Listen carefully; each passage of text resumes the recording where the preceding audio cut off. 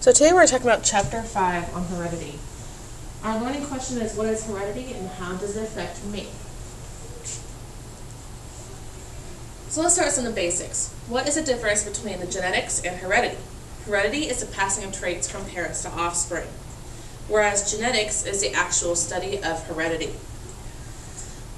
Gregor Mendel is often considered the father of genetics. He was a monk in a monastery, and he did a lot of studies on pea plants, and these studies that he did established many of the genetic laws that we have today. They also show that both parents contribute to the traits of their offspring. So let's look at a couple of key vocabulary terms we have to think about. First, what is a gene? A gene is a segment of DNA on a chromosome that codes for a specific trait. Well, what's a trait? A trait is an inherited characteristic, such as whether or not you had a widow's peak, whether or not you have blue eyes, brown eyes, your hair color, whether or not you could taste the PTC we did an activity the other day. Those are all traits. Another key term we need to think about is what an allele is. An allele is the different forms of a gene. One of the ways I like to think about this gene right here. Compare it to a pair, or think about as an analogy, a pair of blue jeans that you wear. Alright? A pair of blue jeans that you wear has two legs, right? Well, a gene in genetics has two alleles. So I kind of like to think of the alleles as the legs of the blue jeans. So if we're talking about our genetic genes.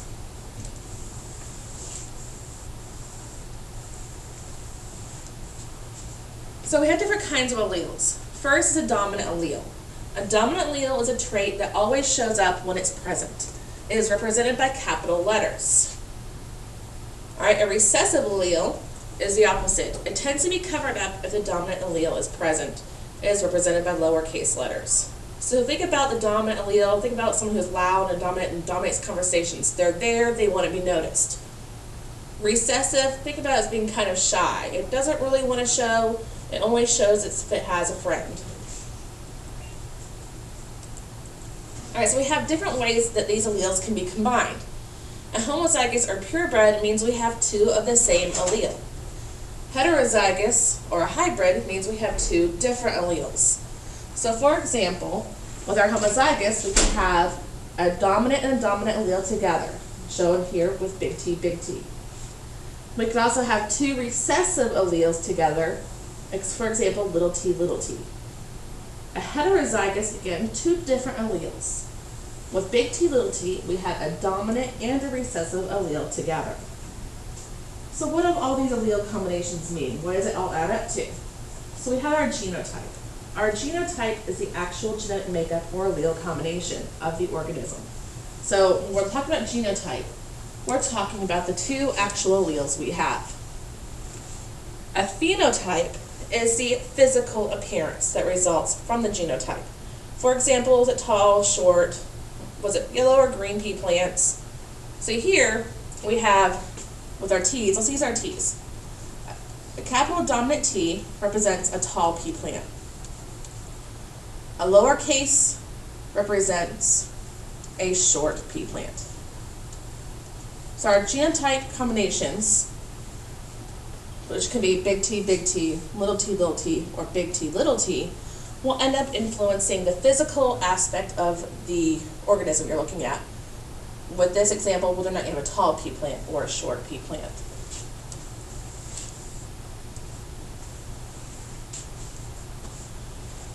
So, if tall pea plants are dumped to short, we're going to indicate the genotype is homozygous or heterozygous, and the phenotype of the genotypic combination.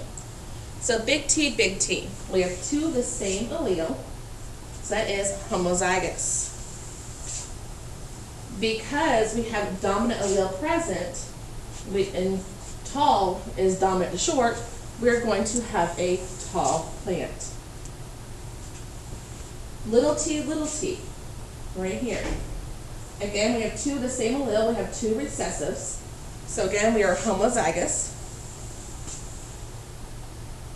Remember how I said the recessive tends to be shy? They only show when they have a friend. So we'll only ever see a recessive trait when we have a homozygous recessive. So two little recessive alleles together. So this plant would show the recessive trait and be short. Our last genotype here is big T, little t. So dominant and recessive. Since we have two different alleles, this is considered heterozygous. The plant, because it has a dominant allele present, remember dominant is something who's loud. It wants to be shown. It's there, it wants to be seen. So therefore, since it's there, it's going to be a tall pea plant.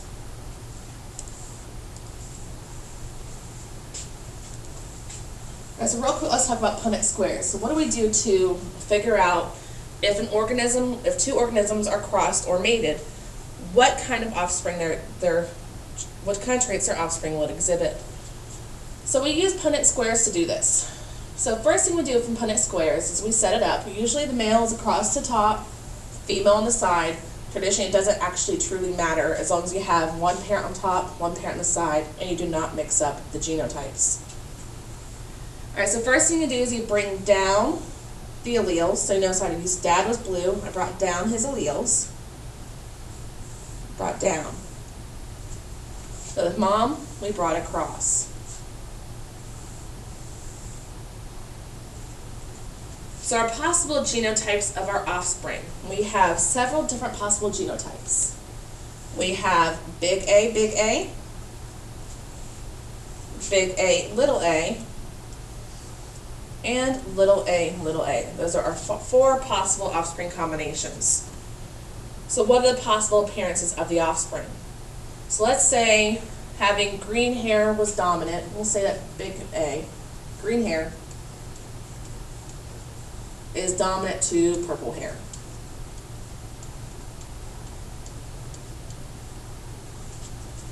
All right, so we have two dominant alleles here together. So this offspring would have green hair.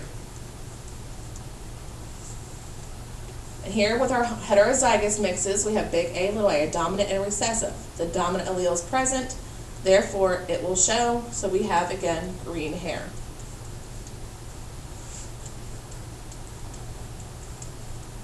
Our last child, or possible offspring, is little a, two recessive alleles. So therefore, since we have two recessive, the recessive trait would show, which in this case would be purple hair.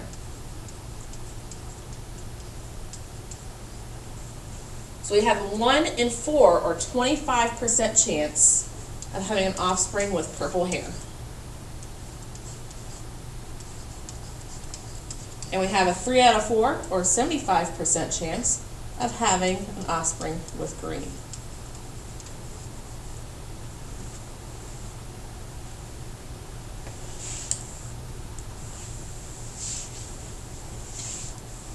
So we practice again, bring down and bring across. Now every time you do a square, even if you come down,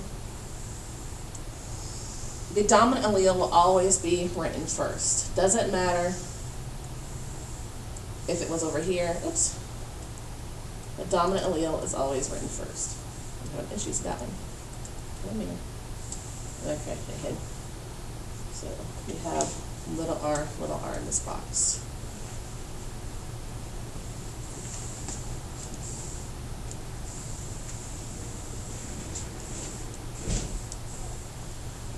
So determine possible genotypes and phenotypes if red flowers are dominant over yellow flowers. We just performed this Punnett square right here. We just did this. So now we're going to analyze it. So what are the possible genotypes of the offspring? We have big R, little r, and we have little r, little r. So big R, little r, would that be red or yellow? Correct, it would be red because we have the dominant allele present. Little r, what color would they be? Red or yellow?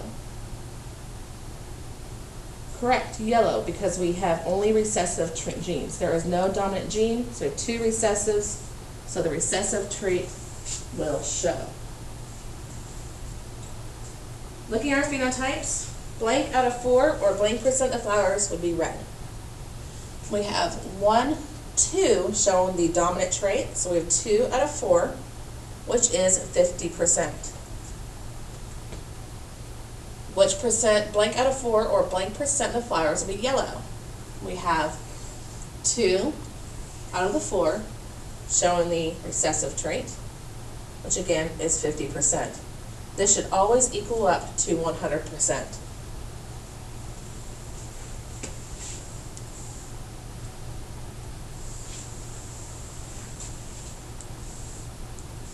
So looking back here, we also have some instances where we can have incomplete dominance. When we have incomplete dominance, each trait has its own degree of influence. So neither one is truly dominant over the other. For lack of a better explanation, in a way they kind of blend, but it's not true blending, they just each have influence. So if we have red flowers crossed with white flowers, because it is incomplete dominance, we would end up with pink flowers. With codominance, both traits show. So if we have a black rooster and a black chicken and a white chicken crossed, we'll end up with a black and white rooster. This also happens with horses or other animals as well. When you have two different codominant features, both traits are exhibited.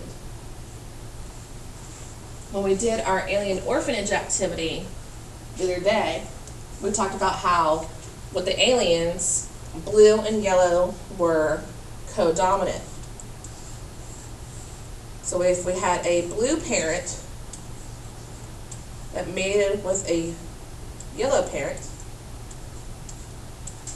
the offspring, they were not green, that would be incomplete dominance.